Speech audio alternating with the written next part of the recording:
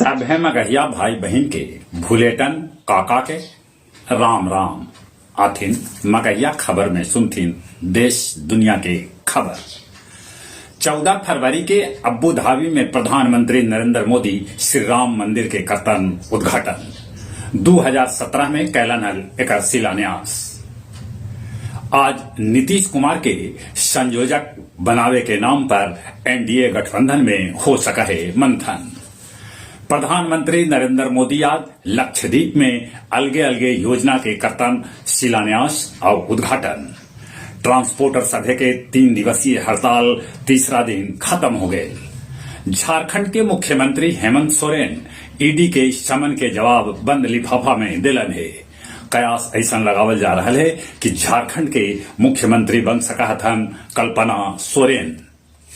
देश के कुछ हिस्सा में महसूस कल गए भूकंप के झटका। जम्मू कश्मीर के डल झील जम के हो गए बर्फ। बेगूसराय में घर में आग लगे से 4 आदमी के जर के हो गए मौत। जापान में 2 विमान अपने में टकरा गए। विमान में लगल आग 5 आदमी के है मौत के खबर। श्रीलंका कहलक है कि वो चीनी जहाज के अपना की हाँ भारत के सुरक्षा दिखाई न आवे दे। ब्रिक्स में अब भारत समेत 10 देश हो गलन। 5 गो देश और कल गलन है शामिल।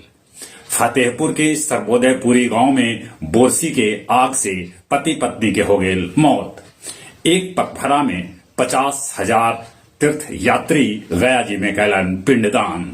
सबला ठंडा रहल गया जी, तापमान लुढ़क के 5.3 डिग्री हो गए। और अब कुछ खेल के समाचार। ऑस्ट्रेलिया तीसरका वनडे भारतीय महिला टीम से जीत के सीरीज 3-0 से हरा दिला। भारत दक्षिण अफ्रीका के बीच दूसरा का टेस्ट मैच आज केपटाउन में। दक्षिण अफ्रीका के पड़रा यहां भी है भारी।